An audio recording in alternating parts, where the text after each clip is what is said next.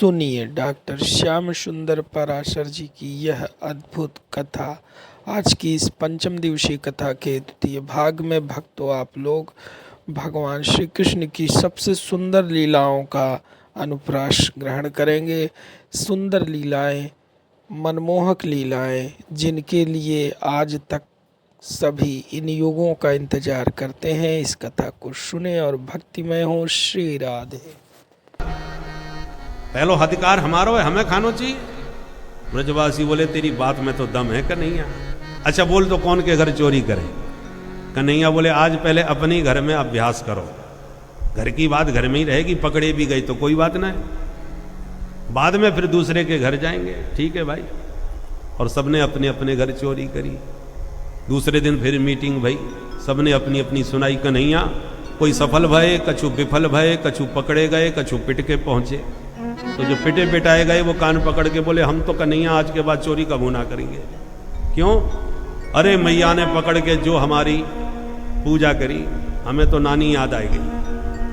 ऐसा काम ठीक ना है भाई। कन्हैया बोले जादारी के पहली बार चोरी करी और पिट के चलो आयो, चल मैं सिखाऊं कैसे चोरी करी जाए।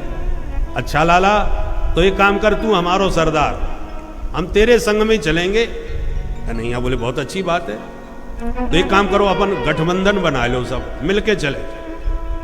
तो ठीक है, महागठबंधन हो गया ब्रजवासियों का। अध्यक्ष कन्हैया बन गए। नामकरण गठबंधन को नाम का होना चाहिए? कन्हैया बोले अपने मंडली को नाम होगा बाल गोपाल चौर विद्या प्रचार मंडल। सर्वसम्मति से मंडलाध्यक्ष कन्हैया बन गए और घर घर में माखन चोरी प्रारंभ हो गई। प्रश्न उठता है प्रभु ने चोरी क्यों करी? क्या खाने पीने की घर में कमी थी? नहीं, उसके कई कारण हैं। पहला कारण, ब्रज में जितना गोरस होता है वो बहुत से अधिक मात्रा में कंस के यहां आयकर के रूप में इनकम टैक्स के नाम पर चला जाता है। नंद बाबा को देना पड़ता है। और उस माखन को चाणूर, मुष्टिक, सल, तोसल, कूट जैसे पहलवान खाते भी हैं, उसमें नहाते भी हैं और पनारे में बहाते हैं। भगवान को लगा हमारे ब्रज के गोरस से आसुरी शक्ति बढ़ रही है और असुरों के द्वारा इस गोरस का दुरुपयोग हो रहा है। इस पर प्रतिबंध कैसे लगाया जाए? तो नन्हे से लाला रोक तो सकेंगे नहीं।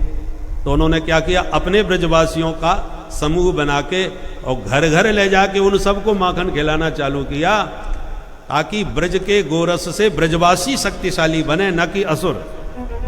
ब्रजवासियों को खिलाने के लिए भगवान ने मंडली बनाई और घर घर में ले जाके सबको माखन खिलाया। क्योंकि भाई जब इनकम होती है तभी टैक्स लगता है, तो जब गोरस होगा अधिक तभी तो टैक्स देना पड़ेगा। तो जब पहले ही ब्रजवासी खा करके साफ कर देंगे तो जितना बचेगा उतने में तो लगेगा। तो न बासा बचे न कुत्ते खाए।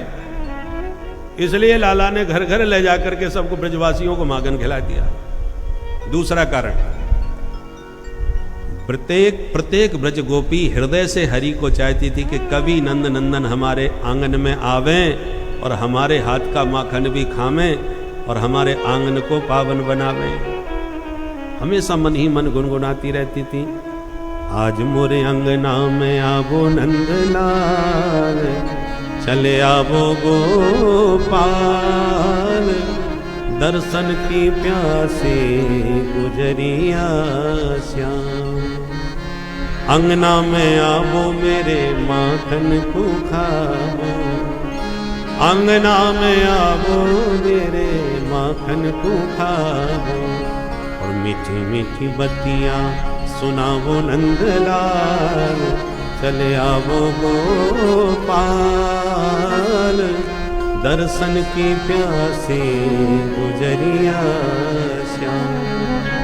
कोरी कोरी मटकिन में धोरी धोरी गईयन को, कान्हा कोरी कोरी मटकिन में धोरी धोरी गईयन को, न्यारो ही जमाए राख्यो दही नंदलाल, दही नंदलाल, दर्शन की प्यासे गुजरिया श्याम। खावो ब्रजरानी को माखन नित्य प्रति, खावो नंद रानी को माखन नित्य प्रति। प्रेम ते गरीबनी को आवो नंदलाल, आवो नंदलाल। दर्शन की प्यासे गुजरिया श्याम। तो भगवान तो भक्त वांछा कल्पतरु हैं, अंतरात्म दृक् हैं, भक्त के हृदय की बात को जानने वाले हैं। इसलिए भगवान ने माखन चोरी लीला को निमित्त बना करके समस्त ब्रजबामाओं के घर घर जाके उनका मनोरथ पूर्ण किया है। भगवान की प्रत्येक लीला में अनेक रहस्य होते हैं। हरि नाम प्रभु ने सार्थक किया, और जिस दिन किसी के घर न जावे उसी दिन गोपियां परेशान हो जाएं। शाम को पनघट पे पानी भरते योजना बनाती है, बहन शाम होवे को आ गई, लाला के दर्शन ना भाई कैसे करें। बोले चलो बात उल्हानो दे आए, उल्हानों के बहाने लाला के दर्शन भी है जाएंगे घर में। तो सब मिलकर के गोपियां यूथ बना के नंद भवन में जाती हैं। अरे बहन जसोदा तनिक बाहर आओ। सो मैया बाहर आ गई। बहना मैंने बिलुआ भेजो ना, ये सबकी सब इकट्ठी कैसे आ गई आज मेरे घर। गोपियां बोली तेरे लाला के गीत गावे ना आई, आज तेरे कन्हैया की करामात सुनावे आई है। हम सब गोपियों की नाक में दम कर रखी है तेरे छोरा ने। मैया बोली हे भगवान ऐसो कहा कर दियो। गोपियां बोली सुन जसोदा, हम कोई चुगलखोर ना है जो काऊ की पीठ पाछे चुगली करती फिरे। अरे जैसी बात है मोड़े पे सुनावे वाली है, निकाल अपने छोरा है बाहर, बाकी कमी बाकी मुंह पे सुनाएंगी, पीठ पाछे काय को चुगली करें। सोई मैया आवाज लगा वो बेटा कनुआ। सोई भाग के भीतर से आके हाँ मैया। लाला रे देख तो सबकी सब गोपियां बड़ी शिकायत कर रही हैं तेरी। शिकायत को नाम सुनते ही गाल फुलाए लिए, मुंह लटकाए लिए और रोनी सी सूरत बनाई ली। मैया तो लाला की भोली सूरत देख करके गदगद हो गई। मेरो ने 100 भोरो भारो छोरा काहुए कहा परेशान कर सके। बहन ये खड़ो तुम्हारे सामने, बताओ याने कहा कि हो। अब सब गोपियां टुकुर टुकुर लाला का मुखमंडल निहार के गदगद हो रही हैं। आप उसमें कह रही हैं बहन अब करो शिकायत, क्योंकि जितनी देर शिकायत करेंगी उतनी देर तक ही ये दर्शन मिलेंगे। तो सभी गोपियां एक के बाद एक शिकायत करना प्रारंभ करती हैं। वत्सान मुंचन क्वचिद समय क्रोश संजात हासः स्तेयं स्वादवत्यधिदधिपय कल्पितैस्तेययोगैः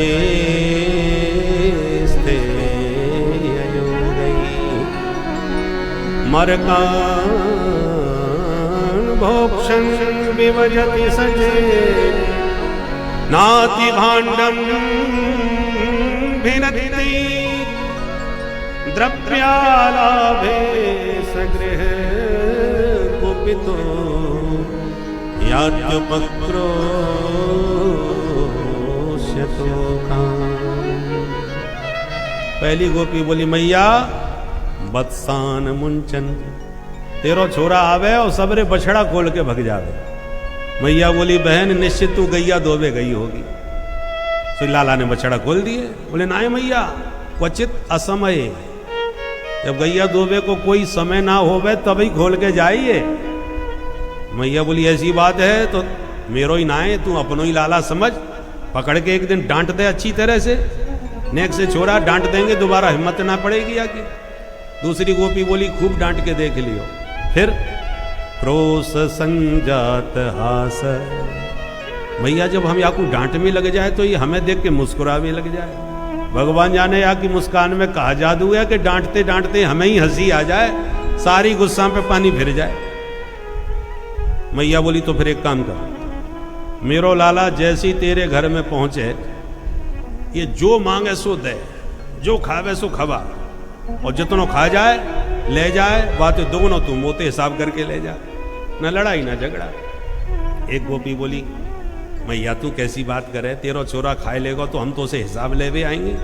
अरे हमारा ही लाला है, चाहे जितनो खा ले। मैया बोली तो फिर शिकायत काय क्यों कर रही है, खाए लेने दे। बोले मैया शिकायत यह बात की है कि एक दिन थाली में परोस के माखन मिश्री सब यहाँ के सामने मैंने धर दियो। मैं हाथ जोड़ के बोली लाला तू प्रेम से बैठ के खा ले, कमी पड़ेगी तो और दूंगी।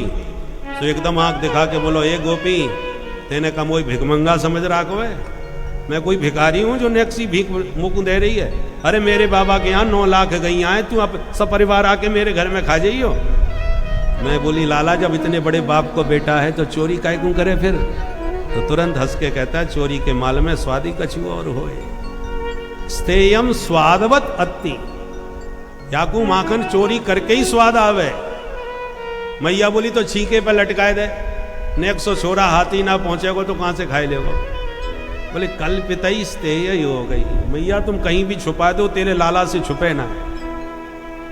यानी पूरी मंडली बना रखी है, जब छीके पर मटका लटका नजर आवे तो तगड़े से छोरा को घोड़ा बनावे, बाकी ऊपर दूसरो खड़ो हो जाए, बाकी ऊपर तीसरो, सबके ऊपर ही अध्यक्ष महोदय सुई मटके आया के हाथ लग जाए। मैया ये स्वयं चोर है गयो, यानी ग्वालन को चोरी करबो सिखा दियो। यहां तक कि ब्रज के बंदर भी ना बचे। मरकान भोक्षण, बंदर को खवाए और ऐसे पक्के चोर बना दिए कि आंखों से चश्मा निकाल करके ले जाए। ऐसे पक्के चोर बन गए ये ब्रज के बंदर भी, काहुए ना छोड़े। सुन सुन के मैया मन में मुस्कुरावे, ऊपर से आंख दिखावे और अंत में मैया लाला को पक्ष लेके खड़ी है जाए। सुनो बहनाओ मैंने सबकी सुन ली, मेरो लाला चोर है तो काउदना रंगे हाथ चोरी पकड़ के दिखाओ, नहीं फालतू में मेरे छोरा की बदनामी मत करियो। गोपियां बोली अच्छा चोरी और सीना चोरी। अपने छोराए समझावे की जगह हमें ही आंख दिखाई रही है जसोदा, यानी अपने लालाए बहुत बिगाड़ लियो। जब नेक्सी उम्र में या छोरा के ये हाल है तो आगे चल के तो भगवान जाने ये कहा गजब करेगो। काउदना पछताएगी जसोदा बहन। और गोपियां खूब शिकायत कर रही, मन में हंस रही है, ऊपर से शिकायत कर रही। और बड़ा सुंदर भाव इस भजन में है जो हमारे पूज्य श्री स्वामी शरण जी महाराज ने हमको ये लिखाया था और उन्हीं का लिखा हुआ है। पर बुंदेली शब्द हैं इसमें, पर शब्द के भाव बड़े सुंदर हैं। आइए मिलके हम भी उसी भाव में नंद नंदन के दर्शन करें। अरे मनमोहन बिगड़ गए बारे थे, मनमोहन बिगड़ गए बारे थे, मनमोहन बिगड़ गए बारे थे। ओ मनमोहन बिगड़ गए बारे से, मनमोहन बिगड़ गए बारे से। मैया जसोदा तेरे दुलारे थे, मनमोहन बिगड़ गए बारे। ओ मैया यशोदा तेरे दुलारे से, मनमोहन बिगड़ गए बारे से। ओ मनमोहन बिगड़ गए बारे। ओ मनमोहन बिगड़ गए बारे। कैसे बिगड़ गए? थोड़े दूध दही के लाने, थोड़े दूध दही के लाने, थोड़े दूध दही के लाने, थोड़े दूध दही के लाने। वो कान्हा घर घर फिरत सकारे थे, कान्हा घर घर फिरत सकारे थे, मनमोहन बिगड़ गए बारे। कान्हा घर घर फिरत सकारे से, मनमोहन बिगड़ गए बारे से। मनमोहन बिगड़ गए बारे थे, मनमोहन बिगड़ गए बारे थे। मनमोहन बिगड़ गए। जय हो। दोनों हाथ उठा के ताली बजाते हुए प्रेम से।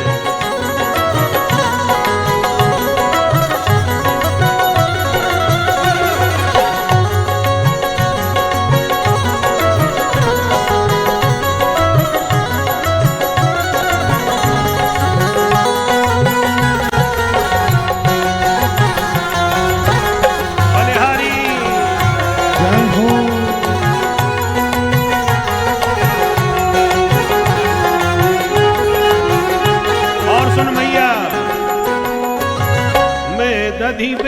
बेचन जात वृंदावन, मैं दधि बेचन जात वृंदावन, मैं दधि बेचन जात वृंदावन, मैं दधि बेचन जात वृंदावन।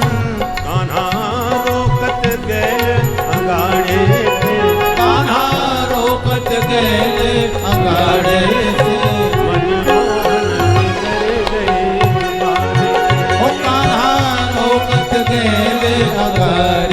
से, मनमोहन बिगड़ गए बारे से।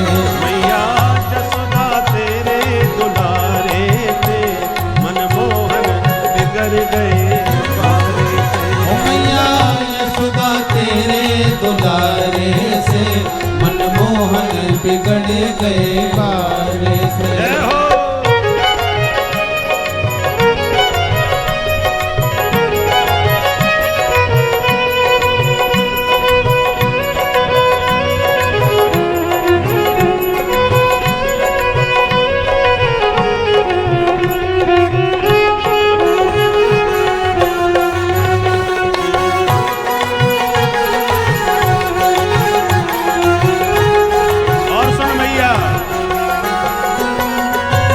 मटकी फोड़ी मेरी भैया मरोरी, मटकी फोड़ी मैंने भैया मरोरी, मटकी फोड़ी मेरी भैया मरोरी, मटकी फोड़ी मैंने भैया मरोरी, भैया मरोरी मेरी भैया मरोरी, भैया मरोरी मेरे भैया मरोरी, भैया मरोरी मेरी भैया मरोरी, भैया मरोरी मैंने भैया मरोरी, मटकी फोड़ी मेरी भैया मरोरी, मटकी फोड़ी मेरी भैया मरोरी, याने चूनर फारी किनारे पे, याने सुनर फाड़ी किनारे से, मनमोहन बिगड़ गए बारे से। हो याने चूनर फाड़ी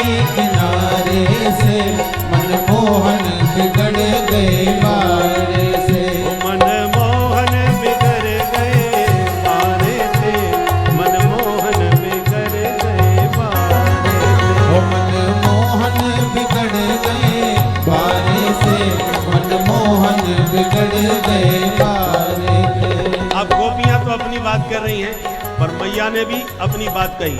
सुनो, अपने से नहीं बिगड़े कन्हैया, अपने से नहीं बिगड़े कन्हैया, अपने से नहीं बिगड़े कन्हैया, अपने से नहीं बिगड़े कन्हैया। कैसे बिगड़े? अरे इन सखियन के इशारे थे, इन सखियन के इशारे से, मनमोहन बिगड़ गए बारे से। कान्हा इन सखियन के इशारे से, मनमोहन बिगड़ गए बारे से। मनमोहन बिगड़ गए बारे से, मनमोहन बिगड़ गए बारे से। हो मनमोहन बिगड़ गए बारे से, मनमोहन बिगड़ गए बारे से। मैया ने लाठी उठाई कि तुम्हें विश्वास हो जाए कि मैंने ना बिगाड़े, ये अपने आप तुम्हारी वजह से बिगड़ो है। और आज मैं यहाँ की खबर लूंगी।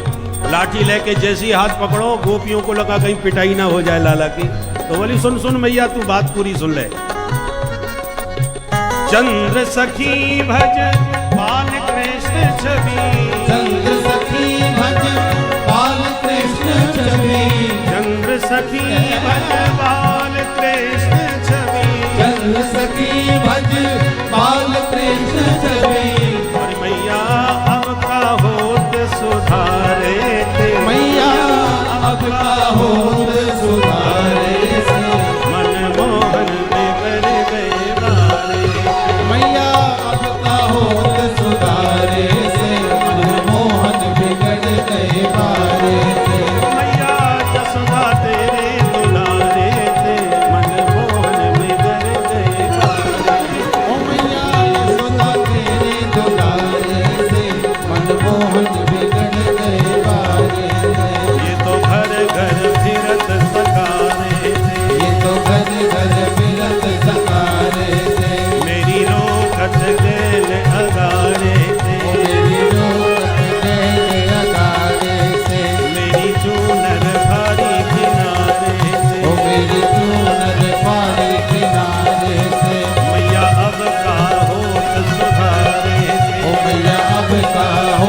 सुधारे से मनमोहन बिखर गए मारे। बोल माखन चोर भगवान की जय, नंद के लाला की जय, जय जय श्री राधे। तो इस प्रकार से ब्रजगोपियों का मनोरथ पूर्ण करने के लिए ही माधव ने माखन चोरी लीला को माध्यम बनाया। एक दिन गोविंद ने सोचा माखन चकाचक खा लिया, अब थोड़ा सा ब्रज रज का भी तो स्वाद चक्के देखना चाहिए। तो एक दिन क्रीड़ा करते करते ब्रह्मांड घाट पर पहुंच गए। एकदा क्रीडमानास्ते रामाद्या गोपदारका कृष्णो मृदं भक्षितवान् इति मात्रे न्यवेदयन्। क्रीड़ा करते कन्हैया मौका पा करके सबकी आंख से छुप करके ब्रह्मांड घाट पर जाके मिट्टी का डेला मुंह में धर लिए। दाऊ दादा ने पकड़ लिए। चोरे लाला तेरे मोहड़े में कहा है?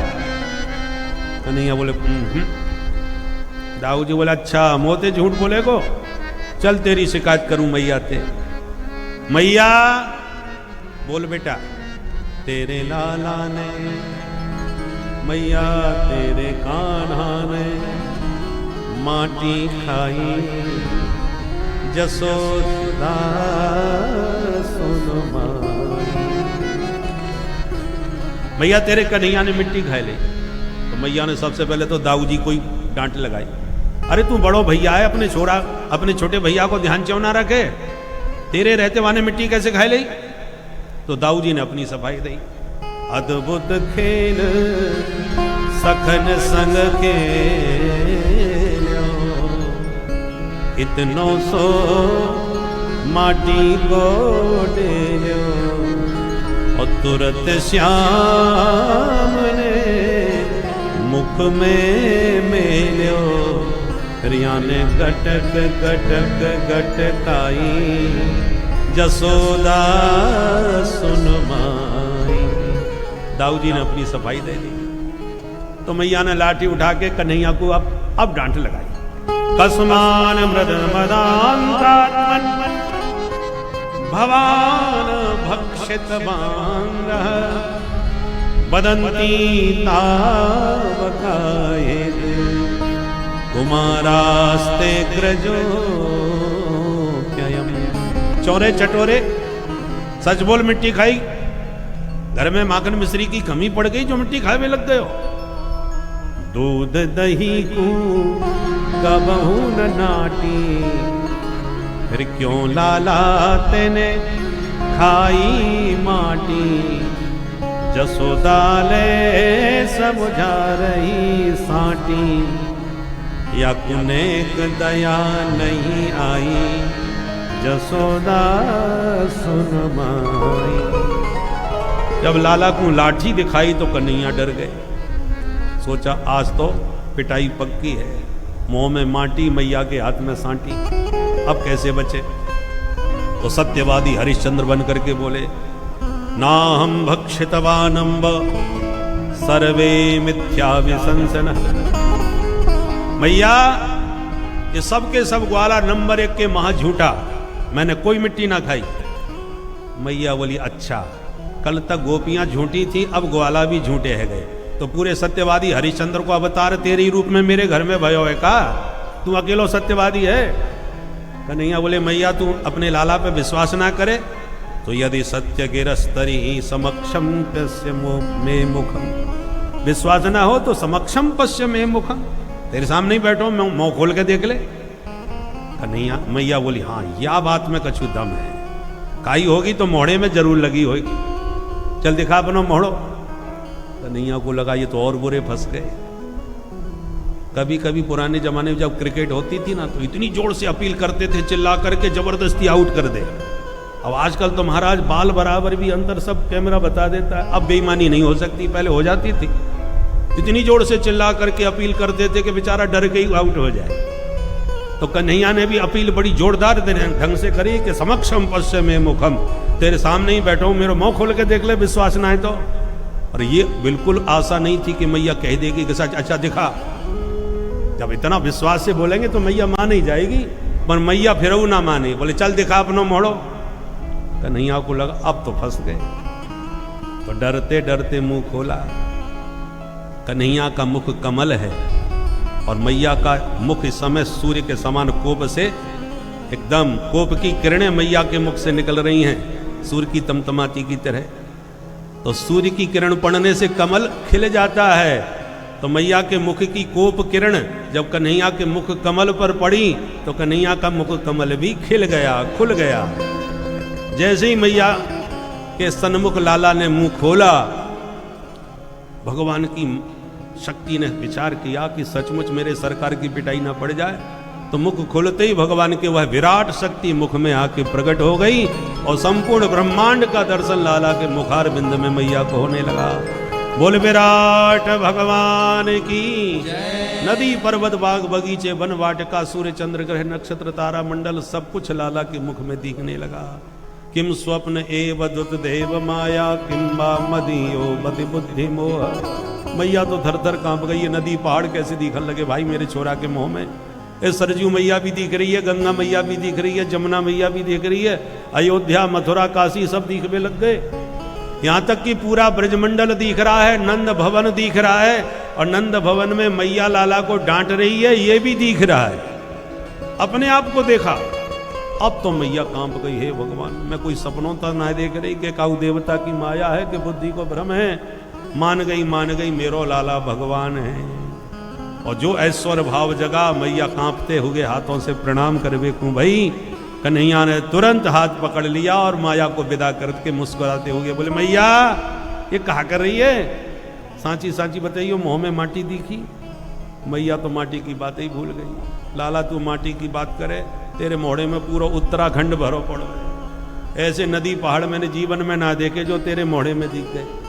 कन्हैया बड़ी जोर से हंसे, मैया तेरी बुढ़ापे की आंखें चकाचौंध खाई गई थी से। अरे ठीक से आंख साफ करके देख, तेरे तो को मेरे मुंह में अब हिमालय दिखने लग गए। लाला मैंने देखे, मैं कैसे मानूं। अच्छा दोबारा देखियो। अब मैया आंख मीड़ मीड़ के पहले आंख साफ करे, उधर भगवान सब गायब कर चुके थे। दोबारा देखा तो कुछ भी नहीं। मैया ने लपक के लाला को छाती से लगा लिया, बेटा तेने बिल्कुल ठीक कही। बुढ़ापे में भगवान जाने कैसी कैसी बीमारी लग जाए।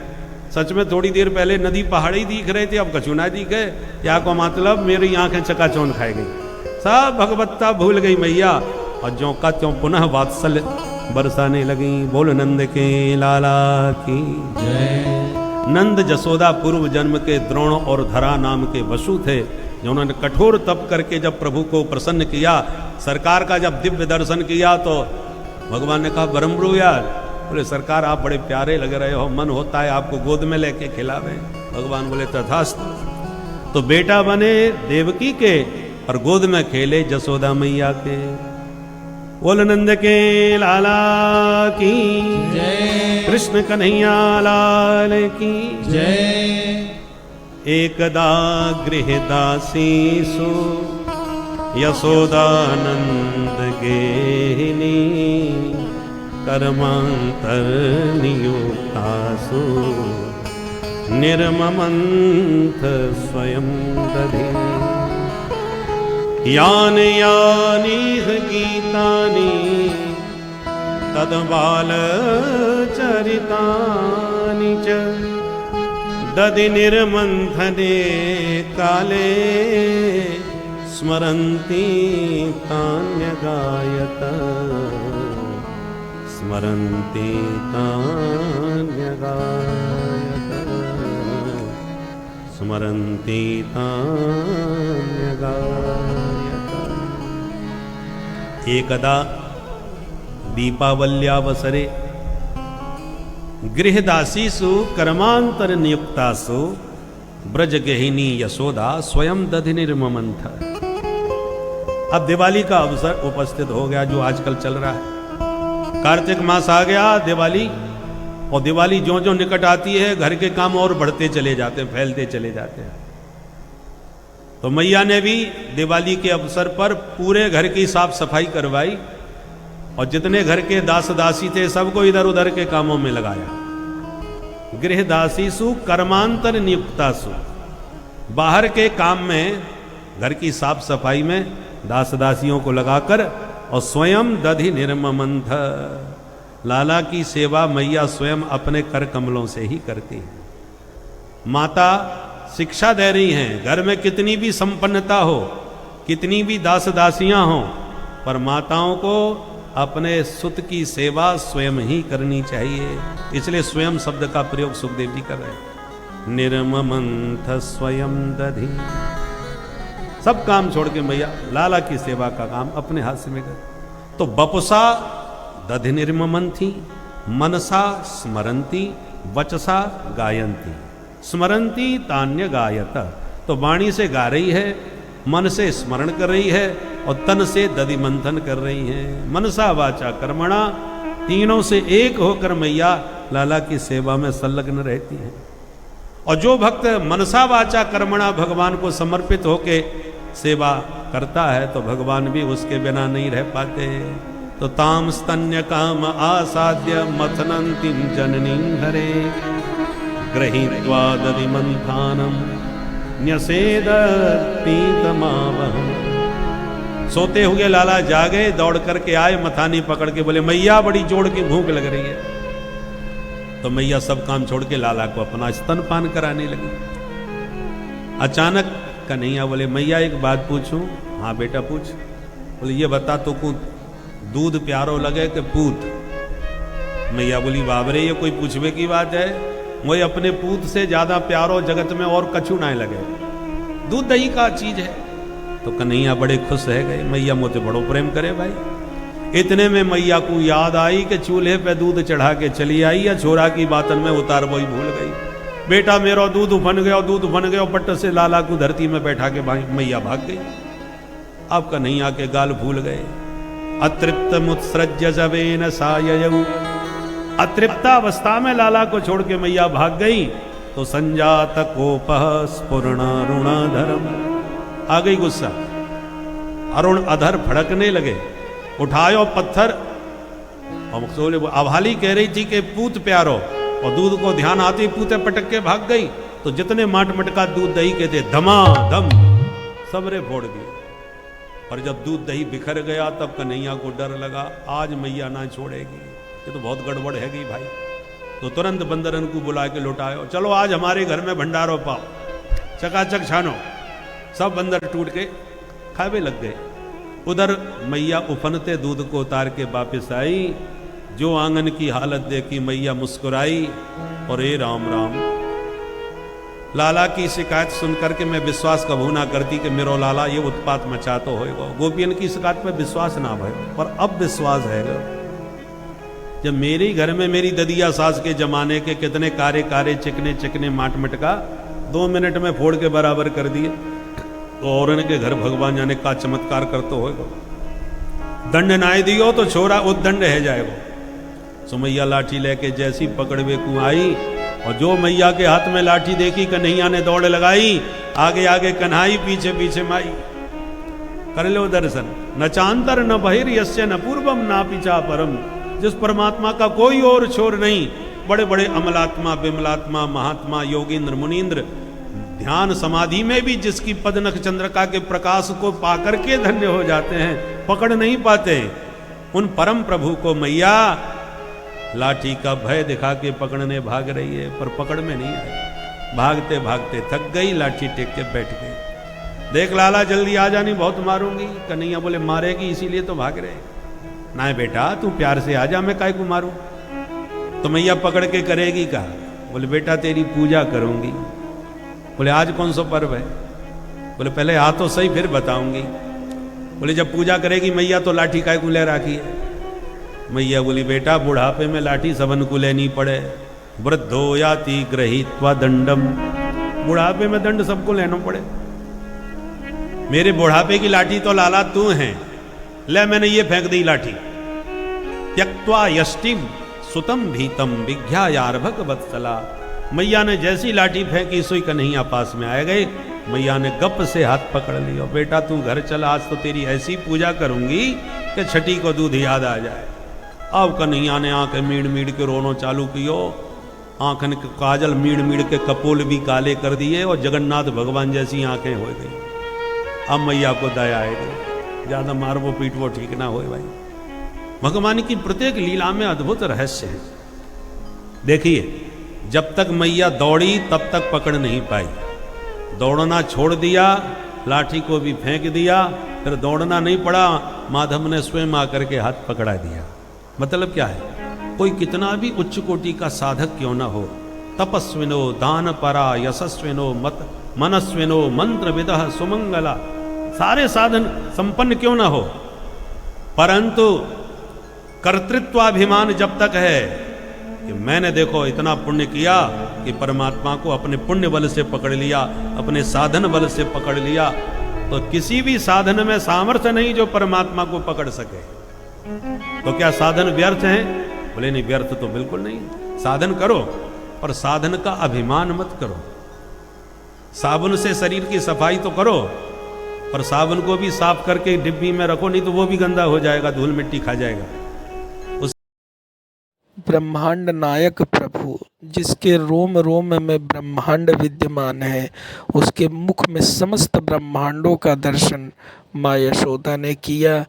और ऐसे प्रभु अपने ध्यान योग के बल पर अपने समस्त ऐश्वर्य को छुपा कर एक बालक का रूप धारण करके इस पृथ्वी पर घूम रहे हैं। अब यह महिमा सोचिए कि जिसके अंदर ब्रह्मांड समाया है वह पृथ्वी में समा के घूम रहा है। ये लीला है जहाँ तक हम लोगों की सामान्य बुद्धि पहुंच ही नहीं सकती, क्योंकि हमारी बुद्धि हमको बनाने वाला वो है, तो उनके इतना तो हमारी बुद्धि पहुंच नहीं सकती। बुद्धि के सोच से वे परे हैं। बस इतना जान लीजिए कि जिसके अंदर सोचिए पूरा ब्रह्मांड समाये हुए हैं, वह कैसे एक छोटी सी पृथ्वी के अंदर एक छोटे से बालक के रूप में टहल रहा है। तो यह एक बहुत बड़ा चमत्कार है जिसको प्रभु के अतिरिक्त और कोई नहीं कर सकता। और प्रभु जब जिस पर कृपा चाहते हैं वही इस कृपा इस रहस्य को समझ सकता है। तो इस कथा को सुनते रहिए। श्री राधे। धनम 2 अंगुल कम क्यों है? 1 अंगुल जीव का पुरुषार्थ है, तो 1 अंगुल भगवान की कृपा, यही 2 अंगुल है। भगवान खूब कृपा बरसाएं और आप बिल्कुल पुरुषार्थहीन होकर के, कर्तव्य विहीन होकर के हाथ पे हाथ धर के बैठ जाओ तो बात नहीं बनेगी। और आप कितना भी प्रबल पुरुषार्थ करो, पर भगवान की करुणा और कृपा जब तक नहीं होगी तो भी बात नहीं बनेगी। दोनों तरफ से, जैसे दोनों हाथ से ताली बजती हैं, ऐसे जीव 1 अंगुल पुरुषार्थ के बल से आगे बढ़े अपनी साधन करके, तो फिर भगवान भी कृपा करे। ये 2 अंगुल की कमी। भगवान ने भली अर्जुन से कह दिया कि तुझे निमित्त बना रहा हूं, ये तो सब मरे हुए समझो, पर युद्ध तुमको करना पड़ेगा। निमित्त मात्रम भव सभ्य साचिन। भगवान ने ही सारा काम किया, और लड़ाई तो भगवान ने तो प्रतिज्ञा कर ली, मैं अस्त्र नहीं उठाऊंगा, लड़ना तुम्ही को पड़ेगा। आज सारा संसार कुरुक्षेत्र है, हम सबको कुरुक्षेत्र की यही लड़ाई करनी है, और सबसे ज्यादा झगड़ा अपनों से ही करना पड़ता है। अर्जुन भी अपने भाइयों से लड़ रहे हैं, सुग्रीव भी अपने भाई से लड़ा है, और दोनों जगह भगवान सुग्रीव के भी साथ खड़े हैं और कह भी रहे हैं, सुन सुग्रीव मारे हों बाली ये कई बाण, मैं मारूंगा बाली को। और फिर कहते हैं जाओ लड़ो। आप मारोगे तो हमें क्यों भेज रहे हो? बोले नहीं, लड़ाई तो तुमको ही करनी पड़ेगी, क्योंकि अपनों के प्रति जो अत्यंत मोह होता है भगवान, और मोह के कारण छात्र धर्म छूट जाता है। मैं अपनों से कैसे लड़ सकता हूं? भगवान ने सुग्रीव को भी लड़ाया, पिटाया, तब बाली को मारा। उसी पर अर्जुन को भी लड़ाया, और संहार तो भगवान ने कौरवों का किया है, निमित्त बना दिया अर्जुन को। बोलो जय सिया राम। जय सिया राम। उसी प्रकार हमको भी अपना पुरुषार्थ करना है, क्योंकि कृपा तो खूब बरस रही है। बहुत कुछ वातावरण देश का हमारे अनुकूल बन रहा है। हमारे रामलला सैकड़ों वर्षों से जो हमारे पूर्वज देखने को तरसते चले गए, हम लोगों ने अपनी आंखों से रामलला को विराजमान होते अवध भूमि में देख रहे हैं और प्रतिष्ठा होते हमने देखा। ये कितना बड़ा हम सबका सौभाग्य है। तो बहुत कुछ वातावरण अनुकूल हो रहा है देश में, तो भगवान की एक अंगुल कृपा तो भरपूर बरस रही है, पर एक अंगुल हमें भी तो अपने कर्तव्यों का पालन करना चाहिए कि नहीं। भगवान ने अपने सेवक भेज दिए विकास के लिए, बाहर का विकास बहुत हो रहा है, परंतु वैष्णवों से कहा तुम भी राम मंत्र महा जप महोत्सव में सम्मिलित होकर के आध्यात्मिक विकास तो वैष्णवों को ही करना पड़ेगा भाई। ये राजनेताओं के बस की बात थोड़ी है कि आध्यात्मिक विकास कर रहे हैं। वो ईंट पत्थरों का विकास करेंगे, सड़क पानी का विकास करेंगे, परंतु जो आध्यात्मिक ऊर्जा का विकास है वो तो वैष्णवों के जप अनुष्ठान से ही पूरा होगा। इसलिए दोनों तरफ से बात बननी चाहिए। ठाकुर जी ने भी बात बना दी, कृपा की, अब हमें भी अपना पुरुषार्थ करके अपना कर्तव्य निभाना चाहिए। और हम लोग इतने पुरुषार्थहीन कर्तव्य विहीन हो रहे हैं कि घर से निकल के आशीर्वाद का वोट देने की भी हमें फुर्सत नहीं है। बोलो जय सिया राम। परिणाम क्या हुआ, 400 पार होते होते 250 में सिमट गए। बोलो जय सिया राम। इसलिए हम सबको अपने कर्तव्य का भी निष्ठापूर्वक पालन करना चाहिए। तप प्रभावा दैव प्रसादात, ठाकुर जी भी कृपा कर रहे हैं, हम भी अपने कर्तव्य की ओर अग्रसर हों तो निश्चित रूप से सर्वतो भावे न देश का मंगल होगा। बोल भारत माता की जय। 2 अंगुल की कमी पड़ गई, परंतु पूरी कैसे भाई कमी। स्वमातु स्विन्न गात्राया व्यस्त्रस्त्र कवरस्त्रज दृष्ट्वा परिश्रमं कृष्ण कृपयासी स्वबंधने। मैया पसीना में लथपथ हो गई बांधते बांधते, तो दृष्ट्वा परिश्रमं कृष्ण, मैया का प्रबल परिश्रम प्रभु ने जब देखा तो कृपयासी स्वबंधने, तुरंत मैया को ज्यादा परेशान करना ठीक नहीं, प्रभु ने अपना बंधन स्वीकार कर लिया। दाम माने रस्सी, उदर माने पेट, पेट में रस्सी बांध दी, इसलिए नाम पड़ गया दामोदर। बोल दामोदर भगवान की जय।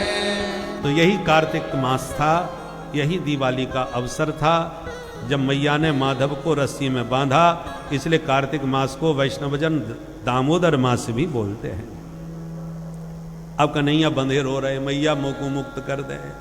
सुखदेव जी कहते हैं परीक्षित कर ले दर्शन, सारे संसार को मुक्ति का दान देने वाले आज अपनी मुक्ति मांग रहे।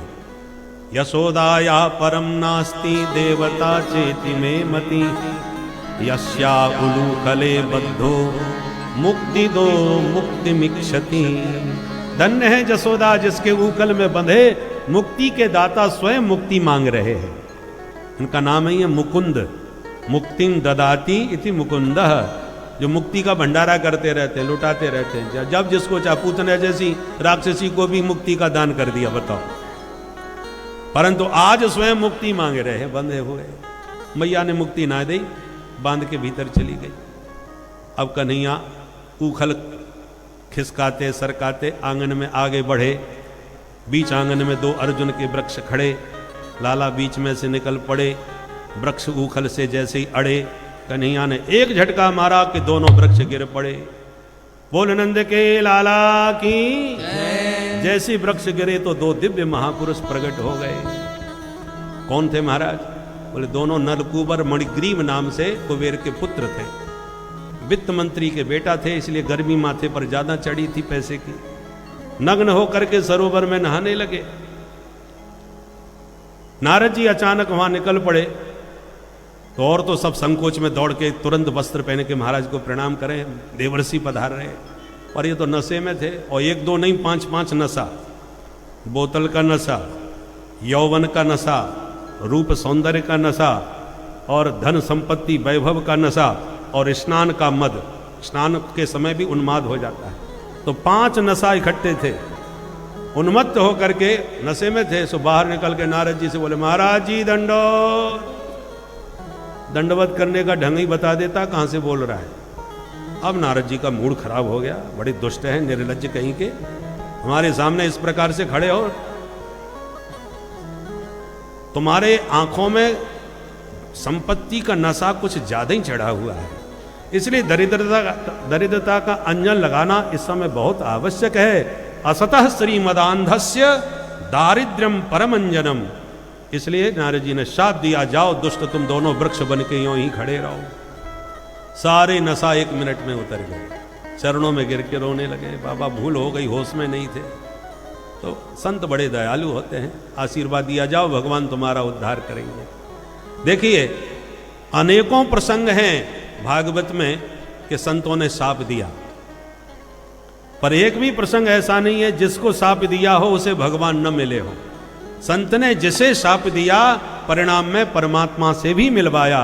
तो जिस संत का शाप भगवान से मिला दे तो वो शाप हुआ कि आशीर्वाद हुआ?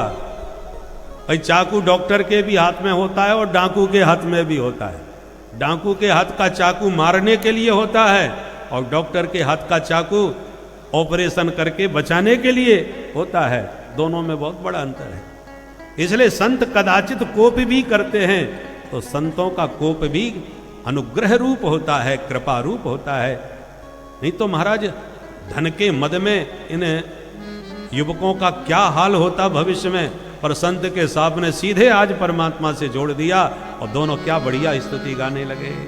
वाणी गुणानुकथने श्रवणौ कथायां हस्तौ च कर्मसु मनस्तव पादयोर्नः स्मृत्यां शिरस्तव निवास जगत् प्रणामे दृष्टिः सतां दर्शने स्तु भवत्तनूना। हमारी वाणी केवल आपके गुण गाती रहे सरकार, हमारे कान सदा कथामृत पान करते रहे। हस्तौ च कर्मसु, इन हाथों से आपका कैंकर्य आपकी सेवा का काम करते रहे।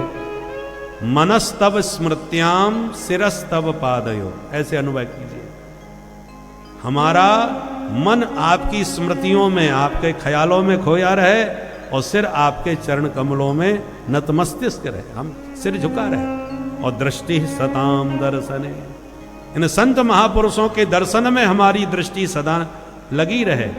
अथवा भवत तनूनाम, आपके जो सुंदर सुंदर श्री विग्रह हैं, कभी रामलला के दर्शन करना, कभी कनक बिहारी लाल के सरकार के दर्शन करना, इन श्री विग्रहों में हमारी दृष्टि बनी रहे। अथवा सताम का ही विशेषण है भवत तनूना, सताम भवत तनूनाम दर्शने दृष्टि अस्तु, हमारी आंखों में वो दृष्टि आप दीजिए कि इन संतों में ही हमें साक्षात परमपिता परमात्मा का दर्शन होने लग जाए।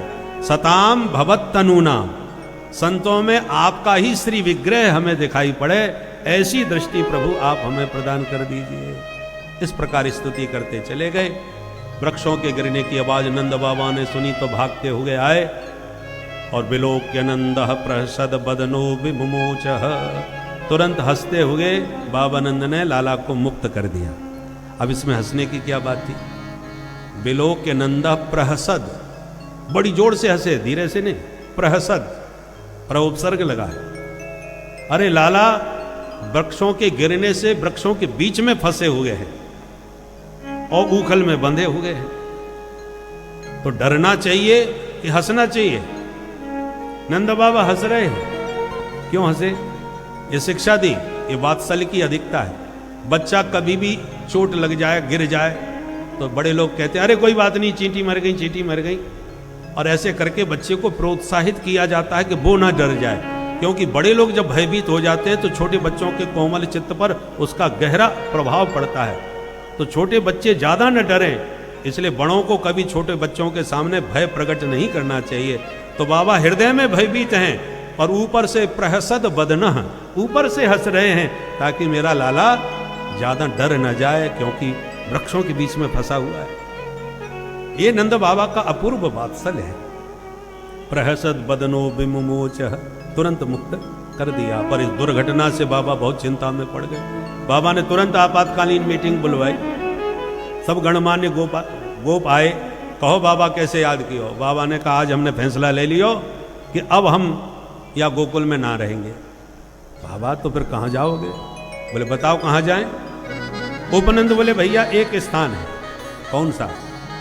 बोले वनम वृंदावनम नाम असभ्यम नवकाननम गोप गोपी गवाम सेव्यम पुण्याद्री तृणवीरुधम। बाबा अपने ब्रज में बहुत सारे वन हैं, वृंदावन, निधिवन, बेलवन, कामवन, तालवन, मधुवन, भांडीरवन, पर इन वनों में सर्वोत्तम वन है, वाको नाम है वृंदावन। बोल वृंदावन बिहारी लाल की जय। वृंदावन मतलब वृंदाया तुलस्या वनम वृंदावनम, वृंदा माने तुलसी, तुलसी के वन से जो विभूषित हो वो वृंदावन। अथवा वृंदाया राधिकाया सेवित वनम वृंदावनम, राधा रानी के द्वारा जो सुसेवित वन है। वृंदावन में कृष्ण कृष्ण कोई नहीं बोलता, सब राधे राधे पुकारते हैं। हमारे माई श्यामा जो गोरा, वहां राधा रानी का ही साम्राज्य चलता है।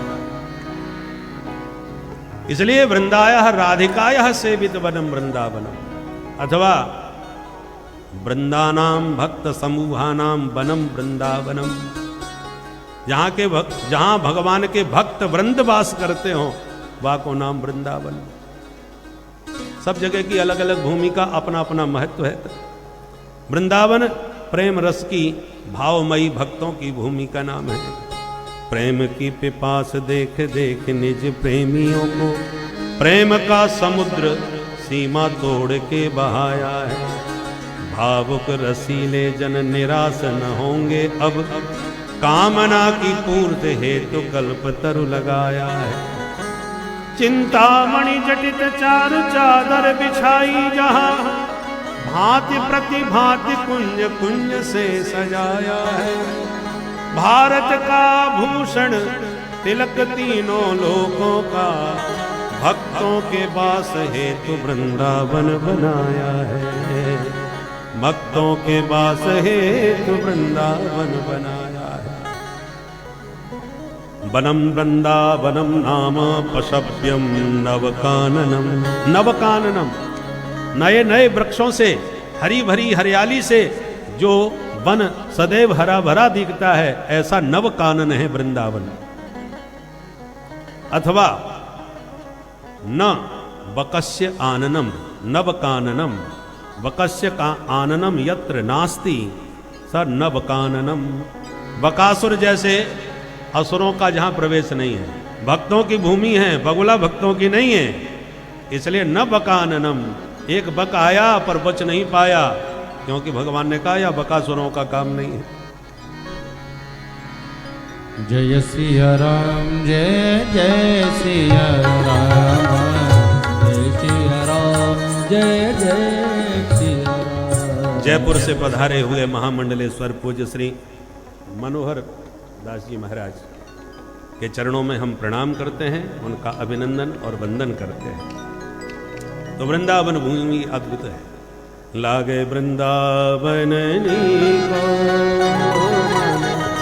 लागे वृंदावन नीको। वृंदावन की भूमि में यत्र प्रविष्टो सकलोपि जंतु आनंद सच्चित घनता मुपैति। जिस ब्रज वसुंधरा में प्रवेश पाते ही जीव मात्र सच्चिदानंद घन हो जाता है, ऐसी वह दिव्य पावन वृंदावन की भूमि का नाम सुन करके सारे ब्रजवासी साधु साधु इति वादिनः, बहुत अच्छा, चलो अभी चलते हैं वृंदावन।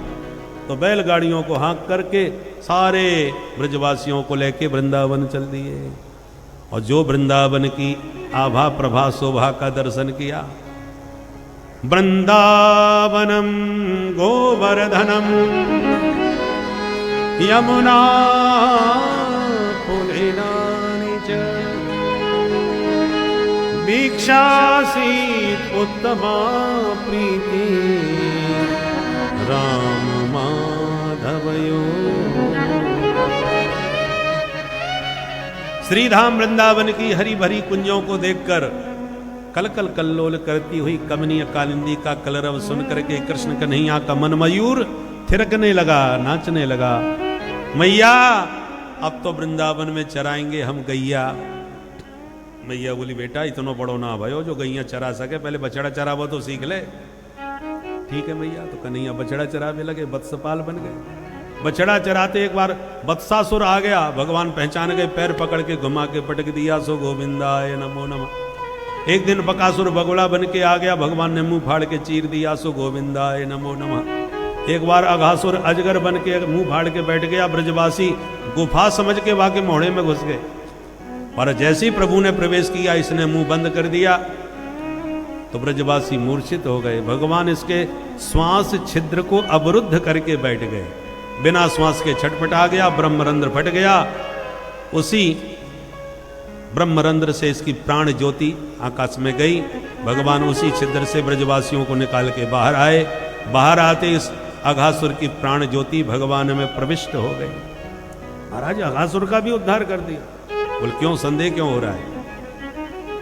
अरे परीक्षित, प्रभु का नाम लेके मरने वाले तर जाते हैं। जो भगवान को पेट में धर के मर रहा है उसके उद्धार में क्या संदेह है? अरे कोई मन से भी मनोमयी मूर्ति का ध्यान कर ले मरते समय तो मुक्त हो जाता है। सकृत यदंग प्रतिमांतराहिता मनोमयी भागवती ददौ गति। मनोमयी मूर्ति को हृदय में ध्यान कर लो मरते समय तो जीव मुक्त। तो जो साक्षात सच्चिदानंद को हृदय में बैठा के मर रहा है उसके कल्याण में क्या संदेह? आश्चर्य तो यह हुआ कि आज की घटना 1 साल के बाद ब्रजवासियों ने घर में जाके बताई, मैया तेरे कन्हैया ने आज अघासुर मार दियो। 1 साल के बाद क्यों? तब बोले सुनो, जैसी सब बाहर निकले अघासुर के मुख से, ब्रजवासी बोले कन्हैया अब तो पेट पूजा हो जाए भैया, बड़ी जोड़ की भूख लग रही है, तो चलो यमुना के तट पर। तो यमुना पुलिन पर माधव बैठ गए, ग्वाला घेर के चारों तरफ से गोल चक्र बना लिए। अब एक दूसरे को खा रहे हैं, खिला रहे हैं, क्योंकि अपने अपने घर से कलेवा बांध के लाए हैं। बड़ी सुंदर प्यारी झांकी हो रही थी। सुखदेव जी उस झांकी का चित्रण करते हैं। बिभ्रद वैणुम जठर पटयो श्रृंगवेत्रे च कक्षे बामे पाणौ शृण कमलम तत्फलान्यंगुलीषु तिष्ठन् मध्ये स्वपर सुहृदो हासयन्नरमभीस्वैः स्वर्गे लोके मिसति बुभुजे यज्ञ भुगबालकेनी।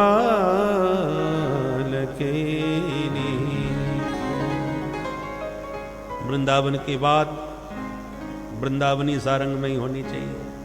बोलो जय सिया राम। तो छवि कितनी प्यारी है। कन्हैया ने भोजन के समय पीतांबर कमर से बांध रखा है। एक तरफ बंसी, एक तरफ सरंगी को खुरस लिया है। बाएं हाथ के हथेली में दही भात मिला लिया है। फलों का अचार एक एक कली मांग करके उंगलियों में दबा लिया है। आम का, नींबू का, मिर्ची का, टेटी का खट्टे मीठे अचार के साथ दही भात पा रहे हैं। और तिष्ठन मध्य सबके बीचों बीच बैठे हैं। हासयन नर्म भी, हास्य परिहास खूब चकाचक चल रहा है, हंसी मजाक हो रहा है। देवता आकाश में खड़े देख रहे हैं, वाह प्रभु, यज्ञ भुग बाल के लिए बड़े बड़े यज्ञों के भोक्ता, बड़े बड़े विद्वान अपरस में दिव्य भोजन बनाते हैं। फिर ठाकुर जी का बड़े मंत्रों से भोग लगाते हैं। नाभ्यास शीत अंतरिक्ष गुण, फिर भी पाने नहीं आते।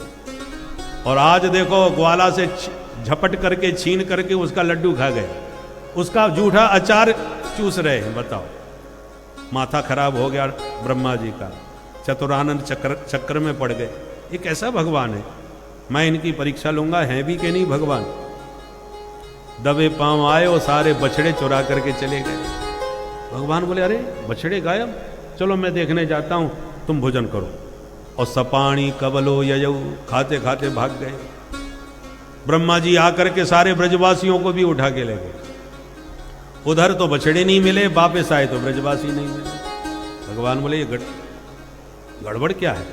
भगवान तो सर्वज्ञ हैं, तुरंत समझ गए, अच्छा ब्रह्मा जी की करामात है। चोरन के घर में चोरी, हम चोरन के सरदार बने बैठे, ये बाबा हमारे घर चोरी करवे आए गए।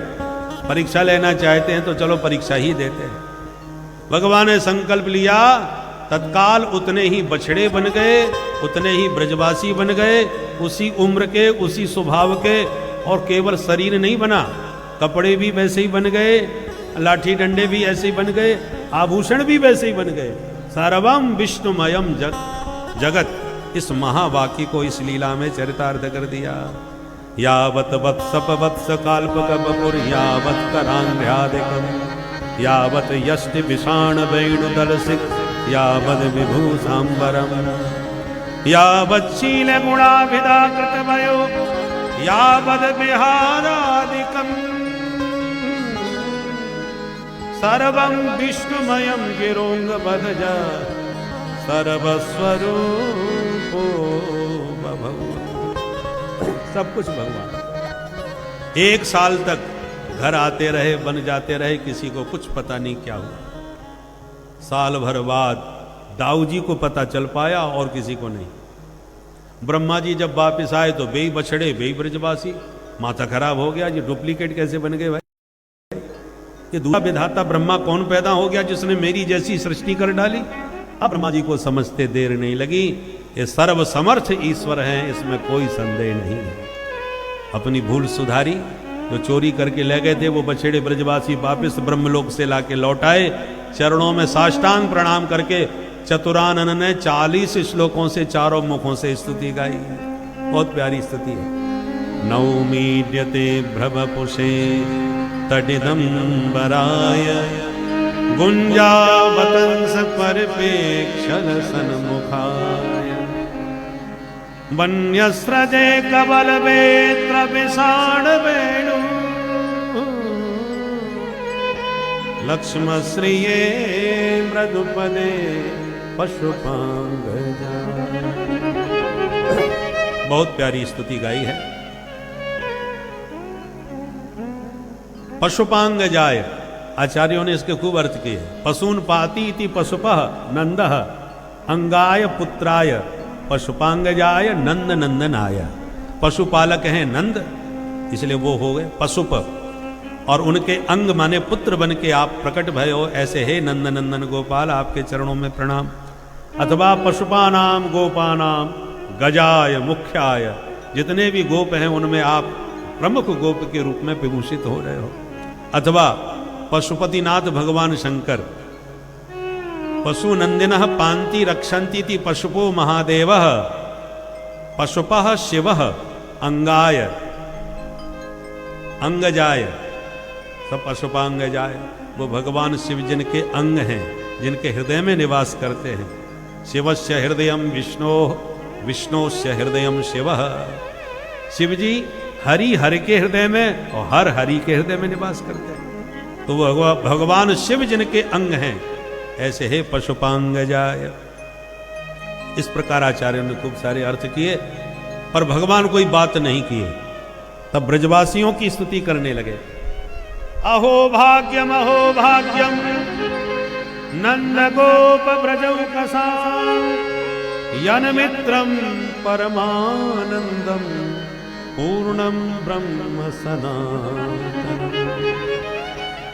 साक्षात पूर्ण ब्रह्म परमात्मा जिनके सखा बन के खेल रहे हैं, इन ब्रजवासियों ने क्या पुण्य किया होगा। यनमित्रम परमानंदम, हम सृष्टिकर्ता विधाता आपके दर्शन को तरस रहे हैं, और ये ब्रजवासी आपसे कबड्डी खेल रहे हैं, कुश्ती लड़ रहे हैं, कान पकड़ के अपना घोड़ा बना रहे हैं, आपके कंधे पर चढ़ रहे हैं। मैं तो कहता हूं महाराज, ये ब्रह्मा जी की गद्दी पर किसी और को बैठा दो, मुझे तो ग्वाला बना के सब अपनी मंडली में भर्ती कर दो। कर जोरे ब्रह्मा खड़े सुनहु नंद के लाल, देहु ब्रह्म पद और को हमहु करो ब्रज ग्वाल। बोल बंसी वारे की जय। बेचारे स्तुति करते ब्रह्मा जी चले गए, पर एक शब्द भी भगवान उनसे बोले नहीं। सुखदेव जी कहते हैं, राजन 1 साल के बाद जब ब्रजवासी घर पहुंचे असली वाले, तो आते ही बोले, मैया तेरे कन्हैया ने आज घासुर मार दियो। तो भगवान को बड़ी हंसी आई। साल भर पुरानी घटना बेचारे आज की यही समझ रहे हैं, क्योंकि क्षणार्धम मैं निरेर भका, 1 वर्ष आधे क्षण के समान व्यतीत हो गया, पता ही नहीं चला। अब कन्हैया बोले मैया अब तो चराए हम गैया, अब तो अनुभव है गयो। ठीक है लाला, तो बढ़िया मुहूर्त निकलवायो। तो कार्तिक को महीना शुक्ल पक्ष की अष्टमी का मुहूर्त निकल गया, जिसको हम गोपाष्टमी कहते हैं, दिवाली बाद जो आनी। तो कन्हैया ने ब्राह्मण सब बुलवाए, गैयन की पूजा करवाई और गोपाल बन के गोचारण करने के लिए चल पड़े। बोल गोपाल भगवान की जय। इसलिए गोपाष्टमी के अवसर पर सभी सनातनियों को गायों की विशेष पूजा करनी चाहिए। वैसे तो हम सनातनियों का कर्तव्य है प्रतिदिन गौ पूजन करें। भोजन बने तो पहली रोटी पहला ग्रास गौ माता का ही होना चाहिए। अंतिम रोटी कुत्ते को खिलानी चाहिए। घर की अंतिम रोटी जो खाएगा उसकी बुद्धि खराब हो जाएगी, इसलिए अंतिम रोटी कभी नहीं खाना चाहिए, कुत्ते को खिलानी चाहिए। और आजकल तो माताएं गिन के बनाने लग गई हैं, तुम कितनी खाओगे, तुम कितनी खाओगे। शहरों में हमने ऐसा देखा है, ये बड़ा गड़बड़ है। गिन के कभी नहीं बनाना चाहिए, हमेशा इतना भोजन बनाओ कि यदा कदा कोई अचानक अतिथि अभ्यागत आ जाए तो वो प्रेम से पा सके, तुरंत चूल्हा ना फूंकना पड़े। बोलो जय सिया राम। जय सिया राम। तो गोपाष्टमी के दिन प्रत्येक सनातनी को गौ पूजन करना चाहिए। बोल गोपाल भगवान की जय। अब दूर दूर तक जाने लगे। एक दिन तो तालबन में घुस गए। सबने कहा दाऊ दादा देखो कितने फल लटक रहे हैं, जरा खिला के बता दो, हमें मान जाएंगे, पर इतना ध्यान रखना धेनुकासुर घूम रहा है। दाऊ जी बोले हम किसी से नहीं डरते। जा करके वृक्ष को हिलाया, हजारों फल टपक गए। तुरंत धेनुकासुर क्रोधित हो गया, गधा बन के आया, एक दो लत्ती मारी। दाऊ जी ने उसके दोनों पिछले पैर पकड़ के घुमा करके फेंक के मारा, सो वृक्ष भी धराशायी हो गया और धेनुकासुर भी। गोविंदाय नमो नमः। बोले दाऊ महाराज की जय।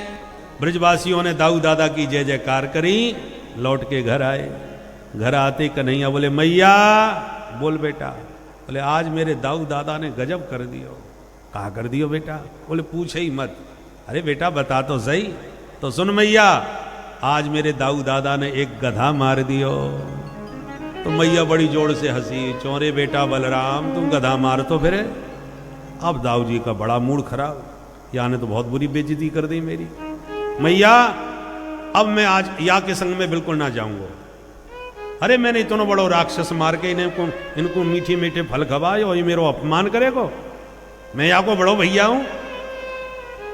राम अवतार में छोटे भैया बन के लखनलाल जी के रूप में खूब सेवा करी शेष भगवान ने। भगवान बोले भैया बहुत बड़ा ऋण चढ़ गया, चलो अब की बार बड़े भैया बन जाओ, तभी ये ऋण से उऋण हो पाएंगे। तो फिर कृष्णावतार में बड़े भैया बना दिए। तो दाऊ जी नाराज हो गए। मैया बोली बेटा बलराम कल तेरा जन्मदिन है, धूमधाम से घर में ही मनाऊंगी, तू काऊ के संग कहूं मत जाइयो। ठीक है। तो दूसरे दिन दाऊ दादा नहीं गए। कन्हैया इसी अवसर की ताक में थे कि जिस दिन दाऊ जी ना जाएं उसी दिन काली दह पर खेलने पहुंच जाऊं, क्योंकि मैं मारूंगा काली नांग और दाऊ दादा हैं शेष नांग, तो एक ही बिरादरी के हैं, बुरा तो इनको लगेगा ही। इसलिए बिना रामेण गा कृष्णम ज्ञात्वा चारयतुम गतुम। दाऊ दादा के बिना आज कन्हैया गैया चराने गए तो चराते चराते काली दह पर पहुंच गए। भगवान खेल रहे थे सखाओं के साथ, गैया जहरीला विषाक्त जल पीने लग गई। काली दह का विष का प्रभाव पड़ते ही छटपटाने लगी। गोविंद ने दौड़ के गायों के सिर पर हाथ फेर करके उन्हें स्वस्थ किया और काली पर कुपित होकर कदम पर चढ़ गए कन्हैया। ब्रजवासी बोले लाला गिर मत जाइयो, काली नांग काट ले को। कन्हैया बोले कोई मत घबराओ, मैं अब हाली बातें मिलके आऊं। और यों कह के धम्म से छलांग मार दी। जो कूदे कन्हैया, हाहाकार मच गया ब्रजवासियों में। बात जैसी पहुंची नंद बाबा के कान में तो नंद बाबा जसोदा मैया सब भागे काली दह की ओर पागलों की तरह। दाऊ दादा तत्काल समझ गए मुझे आज घर में क्यों छोड़ के गए हैं, इनको संभालने की जिम्मेवारी मेरी ही होगी। दाऊ दादा सबको समझा रहे हैं कोई मत घबराओ, अपने कन्हैया को कोई कछु ना बिगाड़ सके। पर कौन माने। जैसी काली दह पर चीखते चिल्लाते ब्रजवासी पहुंचे, सब कूदने को तैयार, पर दाऊ दादा सबको संभाले हो गए। उधर काली नांग जग गया। सर्प के कान नहीं होते, वो आंखों से ही सुनता है, इसलिए सर्प का एक नाम है चक्षुश्रवा, आंखों से सुनने वाला। जैसी गोविंद कूंदे हलचल मची कि नींद उसकी खुल गई काली नाग की। 101 फन से मारी फुसकार और कुपित होकर के एक छलांग मार के भगवान के संपूर्ण शरीर से लिपट गया। जैसे ही इसने भगवान को लपेटा तो ब्रजवासी और जोर से चीखने चिल्लाने लगे। भगवान को लगा विलंब करना ठीक नहीं, तो भगवान ने तांडव नृत्य करना प्रारंभ कर दिया। भगवान ने एक छलांग मारी काली की फनाली पर, भगवान खड़े हो गए तो दूसरे फनों से जब काटने का प्रयास किया तो उछल उछल के भगवान ने तांडव नृत्य प्रारंभ कर दिया। सूरदास जी महाराज बड़ा सुंदर इस तांडव का वर्णन करते हैं। तांडव गति मुंडन पर नाचत गिरधारी, फम फम फम पग पटकट फम फम फम फनन पर, बिम बिम बिम बिनति करत नाग बधुहारी। तांडव गति मुंडन पर नाचत गिरधारी, तांडव गति मुंडन पर नाचत गिरधारी। भगवान श्री कृष्ण कालिया नाग पर नृत्य करते हुए संसार को यह दिखा रहे हैं कि यदि इंसान अपने मन को, अपनी इच्छाओं को वश में करे तो वह कितनी भी खतरनाक परिस्थिति हो उसमें स्वतंत्रता एवं आनंद पूर्वक रह सकता है। जैसे भगवान नारायण शेषनाग की शैया पर निश्चिंत होकर सोते हैं, तो यह इसी का परिणाम है कि यदि आपका आत्मबल, आत्मविश्वास, आपका मन, व्यवहार निर्मल होगा तो आपके ऊपर कभी भी कोई अहित नहीं आएगा और आप हर विकट परिस्थिति में भी अपने आप को एकदम हर्षोल्लास के साथ रह सकते हैं। तो जीवन जीने की यही कला ही है जिसको हमने आपको इसके पहले भाग में बताया था कि हर कठिन परिस्थिति को सहते हुए भी हंसते मुस्कुराते हुए जीवन जिए, यही जीवन की कला है। और यह बिना भक्ति के संभव नहीं है, भक्ति में ही यह सब संभव हो पाता है। आप लोग भी भक्ति के माध्यम से अपने जीवन को उत्कृष्टता की ओर ले जाइए और ईश्वर की भक्ति में लीन रहिए। भक्तों, श्री राधे। फल निग्रहाय रिपो सुतानामपि तुल्य दृष्टे, दत्सेदमं फलमेवानुशंसन। हे प्रभु, आपने हमारे स्वामी के ऊपर बड़ा भारी अनुग्रह किया है। आपने जो कुछ किया उचित न्याय किया, न्यायो ही दंड है। न्यायाधीश यदि दंड देता है तो सुधारने की भावना से ही देता है। आपने हमारे स्वामी को दंड दे करके अनुग्रह किया है। भगवान बोले मार मार करके इनकी हालत पतली कर दी हमने, लुहलुहान कर दिया, तुम्हें अनुग्रह दिख रहा है? क्या अनुग्रह दिख रहा है बताओ जरा। नागपत्नी होने का सुनो सरकार, आपके चरणों का चमत्कार हमने संतों से बहुत सुना है। महादेव दिन रात आपके चरणों का ध्यान करते हैं, तब भी महादेव को आपने चरण आज तक नहीं दिए।